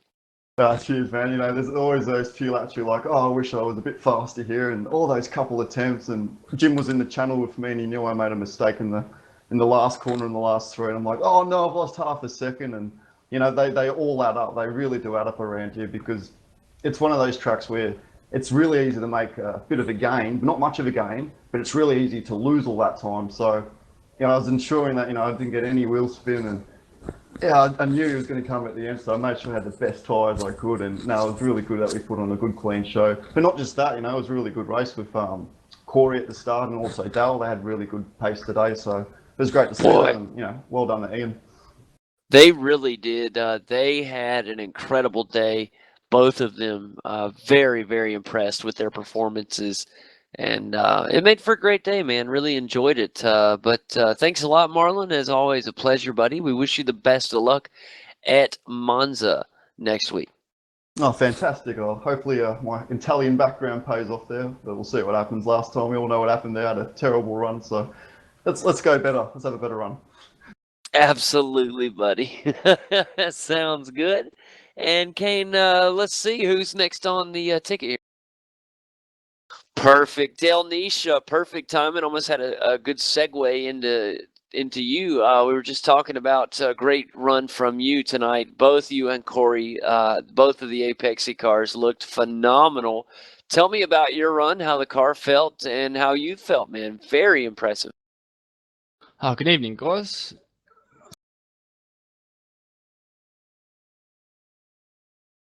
Yeah, we got yeah, no mic problems this time. Yeah, had a good run. Setup was good, thanks to Corey. I was painfully close to Marlon, just could never get there, and pretty much ruined my tires and my car getting there, and that was about it. Man, that sounds pretty good. I just thought that you had really good pace tonight. And no matter what happened out there, you seem just so cool, calm, and collective.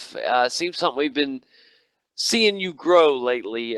More commonly, seeing you up near the front, than near the back. What's kind of contributed to that this season? I think maybe like I had a good go at Spa when we were at Spa, and the grip was high there, and the grip was also high today, so it could be it.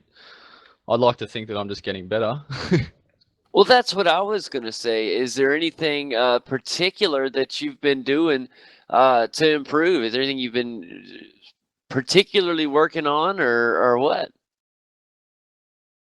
Not really, just putting the hours in to get comfortable with the car again. It changes every tire model. You can be good once, then they change the way the car handles a little bit, and you got to start all over again sometimes, it seems. That's a very good point. Sometimes, yeah, you'll be working, something will happen, and you got to start all over. It's just it's a pain, but I've just been very impressed, Dale. I think that whatever you're doing, it's the right thing. So don't stop. Just keep doing what you're doing. It's been real fun to see you grow over the past few weeks, and we look forward to seeing what that entails over the next few weeks. Now we head to Monza next week. What can we expect from your Apexy holding next week? Monza, eh? We do like Monza. We do like Monza. Yes, sir. Man, I don't know. It's the way you said Monza. You sound just like the F1 announcer from Fox Sports when you said Monza. Yeah, man, I love Monza. It's an incredible track. It'll only be the second time we've been there on the broadcast, so just highly anticipated. Well, hopefully Monza I could do a little bit better and be a bit more exciting and actually get up to a passing opportunity. I don't know. To me, when you're up anywhere up in the top five, it's always exciting. Just for the simple fact of where you're at and how you got there. So I was impressed, man. Just keep up the good work, and we look forward to chatting with you next week, man. Maybe it'll be a podium finish for you. Thanks a lot, guys. Appreciate it. Absolutely, man. That's Del Niche, everybody. Just an incredible performance from him. And that was it. Kane, I believe that's it for the... Oh, wait, Jim Davey is still got to have a word with him. Jim, welcome to the post-race show. How are you tonight, pal? I am good, as always. How are you, sir? Good to be here. To hear from you. Let's talk about your run tonight, how the car felt. What was your overall view of tonight's run at the all-loved Oran Park? So you know my feelings on this track. I think everybody knows my feelings on this track, on this piece of concrete parking lot that it is now, which it deserves to be. Oh no! Oh, Get out. no. He's trolling. That is just. I'm pretty sure everybody knows that I despise this track, and I haven't really spent any time practicing this week. I wasn't expecting to be in the top split tonight. I was just kind of using it as a build my safety rating back up kind of night, and that's pretty much what it was. Yeah, you did have a good clean run, and from what I could tell, I kept an eye on you most of the race. You kept the car clean. You didn't have a lot of pace coming here today, but you're racing in this top split against these guys that just Yeah, it's like absolutely relative love here. this. They absolutely love this track, and they're just amazing here. So, but you were able to keep the car clean and finish with a good safety rating gain. So it wasn't, it was still a good day. Yeah, it's not bad. I mean, it lost a little bit of I-rating, but I was expecting that. I was just having fun watching everybody else.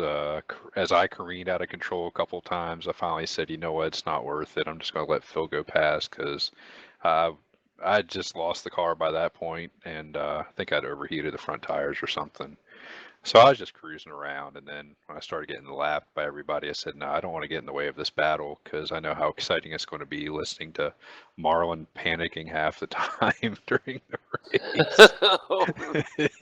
race. But yeah, it was a lot of fun to watch. Especially, oh my God, how about Ethan, huh? He wrecks himself on lap 1, turn 2, and then he comes back for a podium. Yeah, I'm with you, man. That was just extremely entertaining, an incredible run, man. Very, very fun to watch. Oh, I know it was. It was awesome. It was great. I was having a fun time kind of watching the relatives, seeing what everybody was doing, and yeah, kind of watching the broadcast here with y'all for a second. It's a little time delay, but it's interesting to watch Phil right behind me. Didn't think he was that close to me the whole time. Yeah, he was, man. Yeah. So yeah, it was a lot of fun. I think I have to go back to the Holden though because I haven't had any luck the past few weeks in the Ford. Oh no. Oh no. Man, what's the update now that we're kind of, I guess everybody can kind of chime in here. What's the You're not latest? going to ask me about the next race? Well, I am. Oh yeah, hold on. Yeah. You're very right. Let's ask you about the next race. What are your thoughts on Monza, my man? What are your thoughts? I think it will be my first ever official, well, even unofficial race at Monza on iRacing because, as everybody knows, I took last season off completely, and the season before that, I was only just running a few races here and there.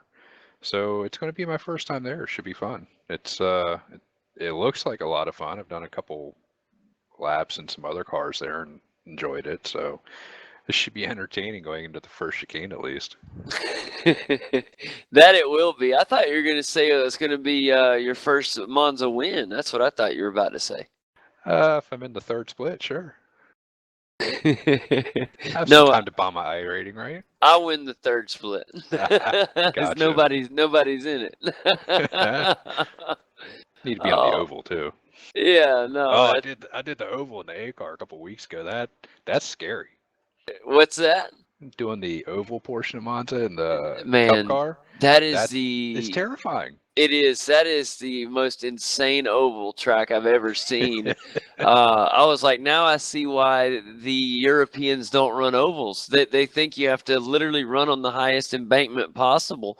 I mean, that thing is insane. 230 miles an hour in the Cup car. I was actually a little nervous there, and I'm sitting here on a computer. Yeah, it's intense, man. I mean, I'm dead serious. Like, who in the world designed that thing? But it's great. Oh, But it yeah, is great. I'm looking forward to next week. It should be fun. I'm ready for NASCAR to pack up. Kind of like NFL has their London game or whatever. They want to go over to Europe. Let's pack up the Sprint Cup boys and send them over to Monza to run the Monza Oval. Now we're talking. I think it would fall apart, but yeah. Oh, I know it would. They don't have a luxurious pit road. Oh, thank you, Kane, for showing me pulling over and letting Phil past. Oh gosh. Yeah, this week was just safety rating for me. Goodness gracious. Um, well, guys, I'm glad y'all enjoyed it. What do y'all have to bring to the show this week, man? What's some news from around the league? Spa 24 tomorrow. Is that tomorrow? Yes, it is. 9 a.m. Eastern. Well, I might just have to get up and run. I'll only run 24 minutes, but I'm just kidding. Is it? Are you running? Yeah, I think a couple of us are. I got a group of people that I'd run ovals with, and I think we're running it. I hope. Okay. It's not like our Daytona bid where we almost won our split, so it's kind of like I think we're doing it. Typical non-planning kind of stuff here. That's right. Last minute, man. We'll just, it's only a 24-hour race. We'll just sign up at the last minute. Well, yeah, we actually started doing our plans for it last night, so really is last minute. Man, that's gonna be fun. It'd be fun to do 24 hours broadcast. Can you imagine how nuts we'd be by the end of that thing? Oh man, it'd be fun, but yeah, but by the end I of think it, it'd I'd be be fun hoarse. for the first several hours, and then it would just the camera would be stuck on one car because we'd be sleeping. I feel sorry for the race spot, guys. They've got to do it tonight, I think. I think they're covering it. Yeah, Really? They've got several guys that they'll switch off and rotate through, and I've watched some of their ultra long race broadcasts, and they do a pretty good job. Good stuff, man. So to watch that, I'll watch them. They do a good job. It'll be something fun to watch this weekend. Looking forward to Kane building my new computer. Did y'all talk about like the new tracks and everything last week? I don't know. I wasn't even here. I haven't been here for a couple of those races.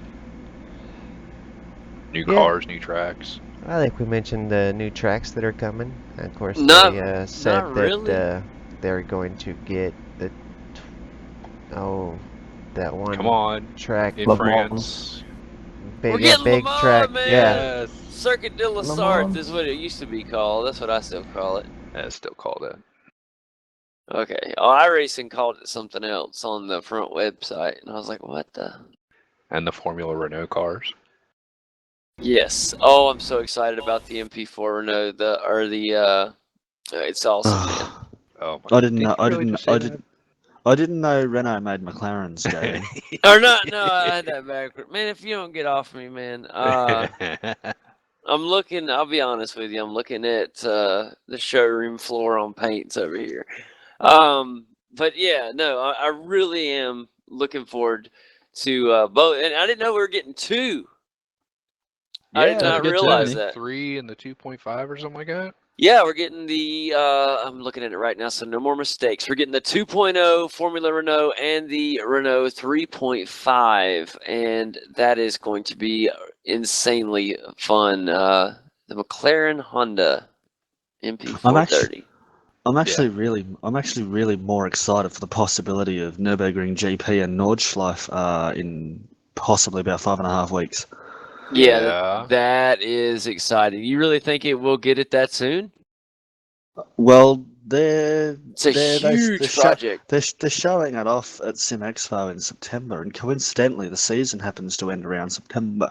And week 13 will go into like after the date that they'll show it. So maybe, just maybe, they might push it out for a season 4 release. Does anybody know if iRacing was at E3? No idea.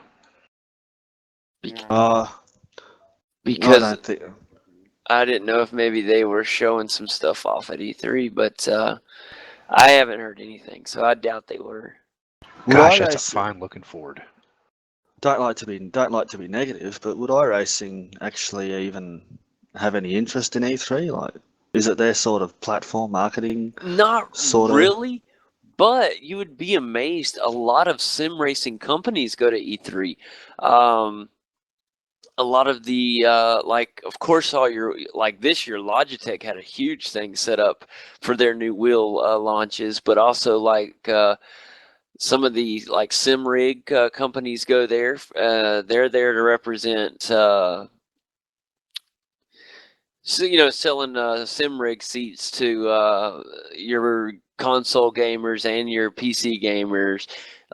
Some of the what's the big transducer company, Butt Kicker, they were there.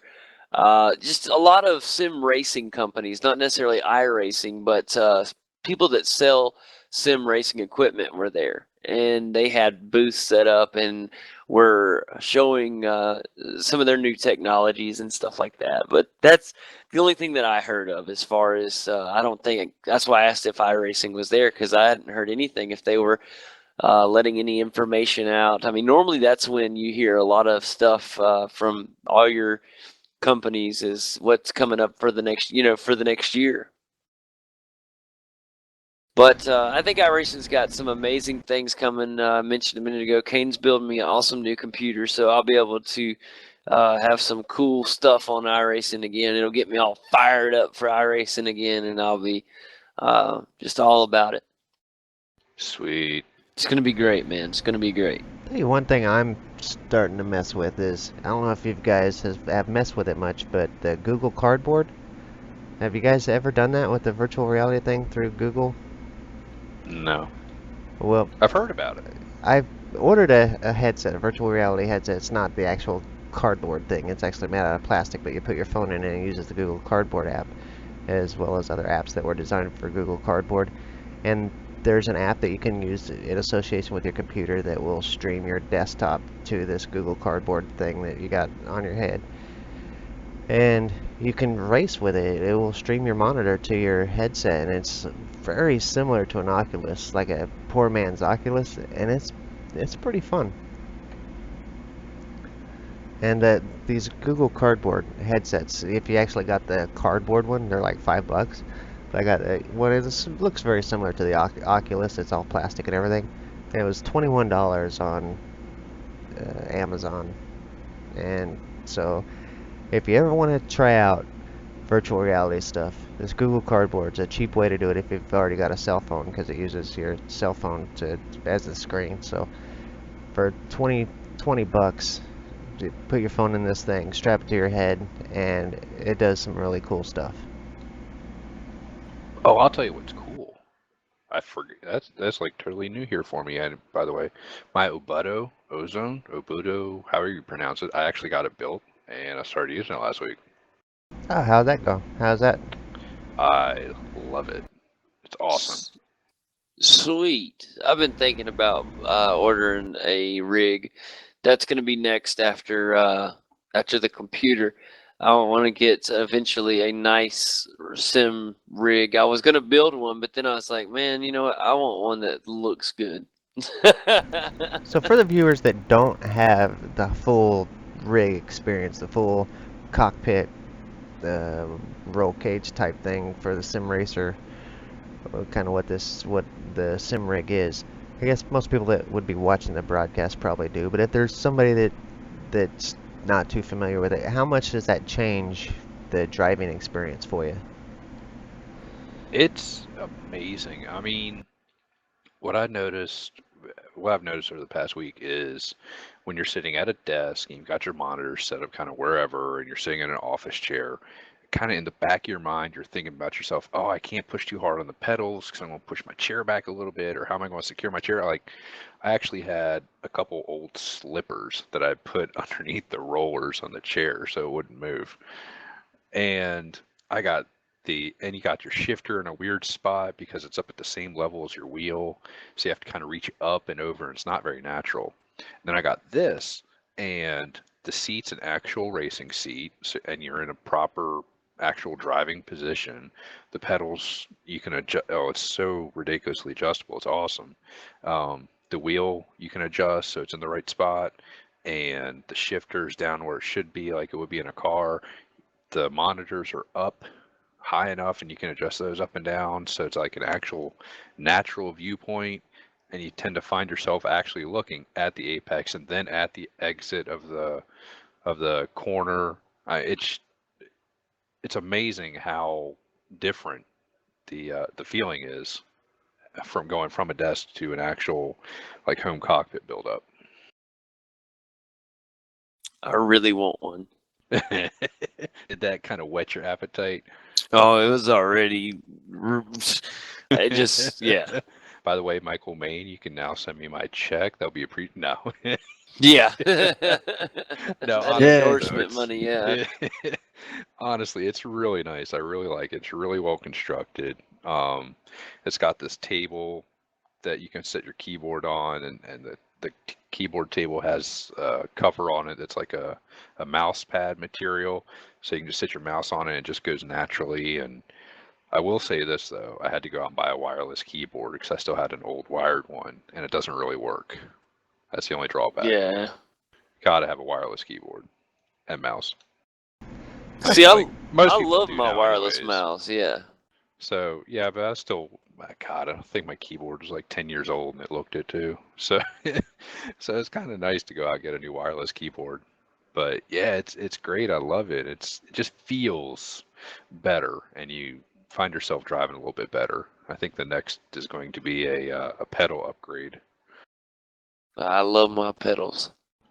Well, I've still got the G27 pedals, and they're nice. They get the job done. But I'm kind of thinking, hey, let's go the next step. Maybe I can get 10th place next time. Hey, Yeah, hey, see, see, I'll just butt in here in about sim rigs. I wouldn't actually mind one of Dale's. Dale constructed his own, and he looks pretty good because he's constructed it out of very nice, usable sort of heavy steel. So there's absolutely no chance of structural rigidity being an issue. Because he's a fabricator by trade, and so he fabricated his own rig, and there's absolutely like zero flexibility in it. Like the wheel doesn't move, the pedals doesn't move, the seat doesn't move at all. And it just maintains that sort of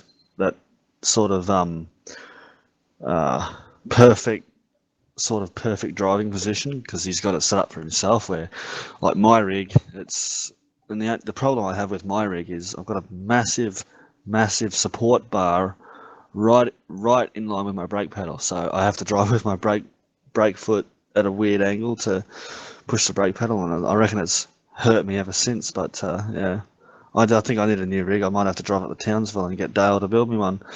There you go. Yeah, I agree with Corey completely. I think just the fact that everything's in the right spot and it doesn't move. I think that's the best part of it. Yeah, Obuto is one of the ones that use a good high quality steel, like what Corey was talking about on that.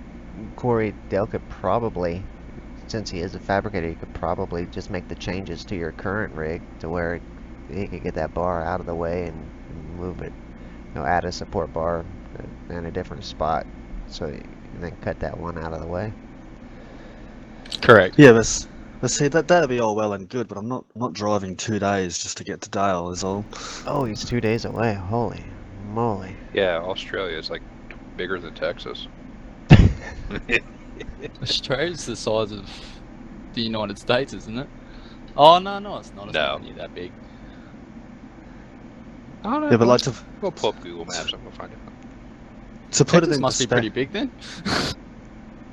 Yeah, to put it in perspective, like from me and Dale to meet in the middle would still it'd take him about a day or so to get to Brisbane, and it takes me about 12 hours to get to Brisbane, 13 hours to get to Brisbane, so... Yep. Think about Yeah. 12 to 1400 miles. Well, it is, according to Google Maps, you all won't know because y'all do kilometers because you're weird. Hey, we know how to actually, convert, do unlike kilometers, you. too. It's roughly 2,400 miles or 3,900 kilometers, roughly coast to coast. So that's Jim, about you know that two-thirds. America is one of only 2 countries that use the miles? Because we're better. Because she's a dinosaurs. Whoops. Hey now. The whole kilometers thing, it does make perfect sense. It starts whatever. at 0, 100,000 increments. It makes sense. And the whole Celsius Fahrenheit scale, Fahrenheits don't make any sense whatsoever. So yeah, The whole however metric- many the miles whole- that was, San Francisco to Boston is 2,800 miles. So they're only a little bit smaller than we are. Of course, then you could include Hawaii in this, and it gets a whole lot bigger. Hawaii's tiny. Hawaii. Well, the distance, though. I only figured out where Hawaii was the other day, and just figured out that it was part of Oceania, and I was like, what? How can Hawaii be out all the way out here? Yeah, the Dateline has to what? make a detour around it. What? Hawaii's World War II history. Hawaii is all the way out in the ocean. I thought it was actually. I thought it was like the bottom of America, but no. Because it's on the Oh, bottom of the bottom of American America. map. Don't you remember Pearl Harbor? It was like the middle ground between Japan and America. No, I thought Pearl Harbor was like in the ocean somewhere, but I didn't know Pearl Harbor It was is in the Hawaii. ocean. It is in the ocean. So it's Hawaii. Oh man. I love these post-race chats. We haven't done them in a long time. No. Bottom line is, it's far. It is fun. Yeah, it is. So yeah, Australia's kind of big though. It's like 2/3 the size of the United States. Only problem is though, half of it's not, like 95% of it's not populated even. I was gonna say 95% of it's non-livable because it's got like desert and big rocks. Yep. It's a lot scary to drive across in America for that reason. It's just desert in the middle. Even Yeah, our no deserts ain't all that scary. You can Valley. drive across our deserts like it with a 3/4 tank of gas. Death Valley. I tell you what's big, Hudson Bay. Who called that a bay? When I think of bay, I think like Chesapeake Bay or Delaware Bay, and then you got the Hudson Bay. It's like the size of the Arctic Ocean. I Well, go maybe to not the that big. I go to the Gulf every year and go into the bay down there at South Padre Island. Yeah. Oh, that's it. Hudson Bay is as big as the Gulf of Mexico. There you go. And they call it a bay. Can't get the dictionaries out soon. Yeah, is there Yeah. like a It's something got- something I've always wondered about America? You see videos and pictures of like California and Los Angeles, and then you go all the way over to the other side and you see pictures of Washington DC and Detroit and all that. And it's like you think about Australia and you think, the surroundings basically look the same no matter where you go, like all the roads and it all looks the same sort of, but you go to America and it's all completely different, like from state to state. It's almost like Skyrim in a way. Every province has their own very unique sort of architecture and styling. It is very much that way. New York is all big, tall buildings, and it's when you're in New York. Same with Los Angeles, lots of palm trees, and they just, I don't know, you can tell when you're in Los Angeles. But once you get into like the Midwestern states, like where I'm at, Kansas, Nebraska, Oklahoma, Texas, it's all the same. Yeah, it's just flat, boring. I'll tell you what, Maryland, we've got mountains on one side, ocean on the other side, and big cities in the middle. Man, that would be fantastic. Oh, where's that place where like 4 states meet and there's like a hill in the middle, or is that just Four Simpsons? Corners. That's what it's called. It's called Four Corners. That Virginia, Kentucky. No, Oh. that's Colorado. God, I gotta remember what they are. Colorado, Utah, Arizona, New Mexico. I went to the Breaks National Park in Kentucky, and it was like one of those where 3 states meet together. It was like Virginia, Kentucky, and one other one, Tennessee maybe. Yeah, this was. I have a feeling this was on The Simpsons, and when the writers were trying to give a hint as to where Springfield was. I think is it well known now that Simpsons Springfield is Tennessee, or is it somewhere What? else? No idea. There's an Yeah, I actual don't know. Springfield up near New York, isn't there? There's a Springfield, Missouri. There's like 5,000 Springfields. Yeah, there There's probably is. Every Springfield, big Virginia. city has a Springfield. Yeah. Probably. Every big state. Oh. There's a Springfield, Virginia, just outside of DC. Like, kind of like Lincoln. There's a city called Lincoln in every state. Yeah, but I remember in one of the episodes, Ned Flanders takes Bart up to this top of this mountain peak and shows him where a bunch of states meet, and there's like Kentucky and there's some other states that I can't remember. And that like gives Kentucky, a hint. West Virginia, Virginia all come together in one spot. Yeah, but I think they were giving a hint as to where Springfield in the show was. Okay. I don't know. Is it sad that the Australians watch more Simpsons than the US guys do? I watched it when I was a kid, no. but that was. Well, that's God, that true. was way Corey's too still a long kid. ago. I cannot believe that Simpsons. Do they still have new episodes? Yes. It's just Corey. Jeez, I can't believe they're still running. It's Oh, I know, what, right? 25 years, 30 years? Yeah, because I bet 25. Marge and Homer got a divorce recently No. for like one episode. Yeah. What? And it carries on to the next episode? Oh no. Did it? I have no idea. I don't think it did. See, hopefully Surely I they ruined it got for it you, Corey, involved. because you Australians always ruin the V8 races for me. Oh, you're a terrible person, Jim. You know what? Windcup's going to win today. No, Winterbottom's won today. Winterbottom is going to win. He's already won, yeah. He's won before the race has even started. Yeah, how do you like that now? That's not really a stretch since he's been... Sadly, he's probably right. Exactly. I can tell you the results of the next 5 Formula 1 races. I can tell you it's Mercedes. probably not... Yeah. No, Yeah. I don't know, Not Ferrari last might race. get one. Yeah, Ferrari, see? didn't Ferrari win the last one? Yeah, the Mercedes wasn't even up on the podium. Yeah. Sebastian Vettel. I saw a very confusing post on Facebook saying that the podium was taken by Red Bull, yet Vettel was sitting there in a Ferrari seat. I don't know what the go with that was. Because wasn't Red Ricciardo Bull and second or Kvyat. third or something like that? Yeah. They must have just been proud of that. Yeah, I think because they got both cars on the podium. Meanwhile, Mercedes was nowhere around.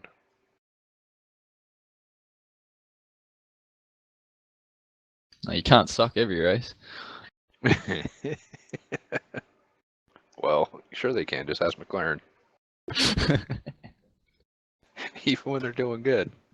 So I wonder, that sort of worries me as to how the iRacing version is going to, be severely unrealistic, because it's going to actually run Be for more than reliable. 5 minutes. Ooh, And it's maybe not, they're and doing. it's, Oh, maybe they're doing the iRacing version so that they can do And- more testing. and it's not actually going to, pitch us into a wall in a testing accident for no reason I think it's just so and they put can us do in testing. hospital. In Sim Hospital. Right. Oh, how awesome would that be? You have had a What? massive accident at Bathurst. You may no longer compete for 2 weeks because you have severe injuries that you need to recover from. Oh, don't give them no ideas. I could see that for some GT3 drivers. Can hope for it for some GT3 drivers. Oh, it's my hope that one day iRacing will bring in something like that, but maybe when you damage your cars you got to pay for it. It'd be amazing how the racing would turn around. That's what they call their safety rating. The problem, what they need to do is get rid of get rid of fast track, or you fast track up, get rid of that. You can fast track back down, and Yeah, stop fast tracking, Dale. If Dale fast tracked to B. What's your excuse? I kept doing skip races. And me and Dale kept doing rough and skip races, and we kept losing. Well, Hey, what's I your kept excuse, losing. number one driver? Oh, He's yeah, quiet. that's right. Number one driver. I beat you today, Dale. He's quiet. But get rid of the fast track up, and make it so you can't use time trials to count for your racing iRating or safety rating. I think if you do those, you'd start getting much cleaner races. Did anybody see on the broadcast how I went into turn 1 and just accidentally totally cut Dale off and forced him to slow down, and you got swamped by Marty? I feel bad about that. You should have been up with me. Oh, Corey, have the I whole feel bad race, about why it don't now. you? I think we You should were go find it. focused on Ethan and Mick going off track. Is that what you're talking about in the turn 1? Yep. Oh, good. Lap Oh, one, good. If turn the one. broadcast didn't see it, then it didn't happen. So all was good. My conscience is now alleviated. Well, I mean, there's other people that are like wrecking all over the place every week, so I don't think anybody's paying attention to yours. Oh, It was right wow, behind Jim. Ethan. We Jim, didn't who are catch you- who are anything, you- Corey. Even when you said you had an incident where you locked the brakes up, we didn't catch that either. Probably weren't on me half the time. Probably weren't on Ethan. What were you saying I did? Huh? Uh, I didn't do anything, Corey, so I was just sitting around No. futzing around in the last place. No, I Well- was Until Sanjay did something. What did Sanjay do anyways? what? Sanjay had a pretty good race. I thought. He did, but he ended up in the pits. So it's like, Yeah, I don't know what happened there toward the end. I watched Sanyan's race and like, I don't know, his rear end was all over the place. It's like he was running a crazy rear brake bias. Just even into turn one, just force rear end out sideways. And I don't know how he was driving that. Was that before the damage? Because I know there at the Um, end he had some serious damage that was throwing the car all over the place. No, this was well before. I think this was like from lap one. His car was just like uncontrollable. I had to scooch my brake bias forward too. I Compared actually to had to other put, sessions. I had to put mine rearward. I was gonna say if I put mine towards the back, I might have actually been able to turn. I don't know. I wasn't really paying attention for this race. Just kind of putzing around. Yeah, we moved forward from 45 though, so I think we were pretty rearwards to begin with. Yeah, Well, I had to we're go back for the race. I had to go back to 44. I was locking fronts, turns 1 and 2. Guys, this is still going live on the broadcast. I'm going to go ahead and end the broadcast. I'm sure Oh, some well, people will thanks for enjoy broadcasting. the post-race conversation that we had here. Good 45 minutes of chit-chat after the race. You know, Oh come on, people I like thought banter. I thought that the people wouldn't like whenever JD had started the post-race discussion on everything. Of course, those actually have some more meaning than just chit-chat, but we seem to always get into chit-chat. I thought, people ain't gonna like that, but really, I've got a lot of comments on those conversations and chit-chat that we've had, and people have commented that they kind of appreciate getting to hear those conversations and stuff. So I don't know. I thought people wouldn't like it, but apparently they do. A post-race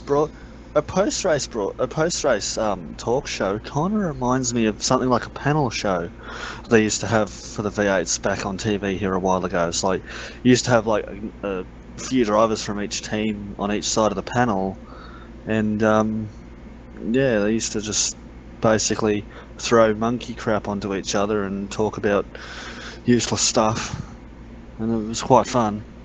Well, taking it back to iRacing for a second, just for Kane, I am looking forward to next week for my first race at Monza. Is next week a fuel saver? I have never even raced at Monza. It's 38 laps. It sounds like a lot. Oh, It does thank sound God like it's a more lot. than. Thank God it's more laps than last season. I accidentally made it a fuel saver and was not popular that week. So, oh yeah, so the schedule discussion should come up soon since it's almost week 8. My vote, once again, Corey, is to let iRacing decide and get some kind of goofy tracks in here. I don't know. Nordschleife, definitely on the schedule. Nordschleife, No. Nürburgring GP, VLN, Nordschleife. He might let yeah. us, since week 8's coming up, he might let us know, like he did last season, if we can put Nordschleife on for a certain week or later. Actually, might. speaking of Nordschleife, how many laps do you think we should do around Nordschleife in the V8? Yeah, it's 4? only like 4 or 5. You probably have to pit after 3. No, well, I reckon we should do about maybe 10 laps around the whole combined VLN circuit, and that'd be an enduro, maybe. Because That'd be like a really, 2-hour they're You're race. only... talking, yeah, I mean, you're talking like No. 9 minutes a lap. It's like an hour and a half. 200 minutes. You're talking like 180, 190 minutes. What? No, for V8, Or I no, reckon you're a talking about 90 to 100 minutes. I reckon a V8 could do. I reckon a You'd V8 get- could do the. You would only No, I get one reckon- shot at qualifying. No, I reckon the V8 could probably combined do a the combined circuit in around about I don't know, maybe 8 minutes 30. It's not too bad. Nah, I'm thinking 9 at least. But think about it. I mean, you got 12-minute qualifying right now. It takes 10 minutes just to do your out lap. If you go right away, you're only gonna get 1 lap. If you mess up, you're done. Ponder that. I reckon there'd be some sort of special provision given, maybe. No, I don't think so. It would just end up going, yeah, if you got a lap in, great, you could be scored by your out lap, but then it'd be scored by your I rating. Yep. Oh, I reckon for 1 week, maybe they might develop something for that track specifically for qualifying. Who knows? I say we just let iRacing decide the schedule next season. See what kind of goofiness we can get. No, not happening. Yes.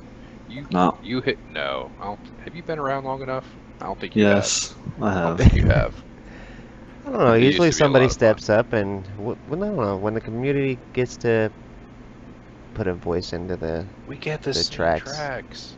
The same Oh, tracks. we've done a great job at getting different tracks. This There's season we only- got Spa, and this season was lots different than last season. We do get the same 4 tracks, but aside from that, Same like 6 tracks. Zolder, Olton, Phillip Island, Coda, Zolder really needs to go. Oran. this is the first time Coda's been in I a long hate- time. I hate Coda. Yeah, see, I just skipped Coda that and week. I could have Zolder. raced. I just skipped it. I hate Talk about hate. I don't like Or- driving Coda either. It's horrible. I mean, Oran Park I don't like, but at least I came out and drove it. Circuit Coda I didn't even bother showing up. Oran Park's growed on me. I didn't like it at first, but now I like it. It's getting funner to drive. I did the Grossem race a couple seasons ago. I think it was season 1, and that was a lot of fun. So actually, it started kind of growing on me there, kind of like a fungus. So it's tolerable now. Monza I didn't like the first few laps, but the more I drove it, of course I only got probably 12, 15 laps there total, but it started growing on me. It just got a couple turns that are just kind of awkward. Monza's a great track, but I found races were pretty exciting. But doing laps on your own, it was awful. Just vroom, brake, turn, accelerate, turn, brake, turn, go again. Doing practice laps was a bit boring around there, but when you're actually right on the limit at Monza, it's pretty good. But at least it's not a fuel saving it's like next week.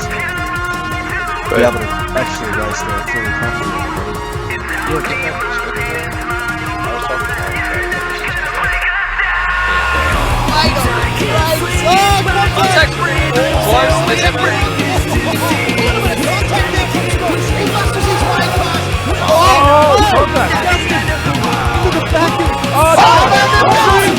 Muggleton just has to cross over this crest. He will cross the line and will win the championship. But I don't know why everybody says that the starts on oval is bad for the V8, because they do it in the Star Mazda whenever they go to the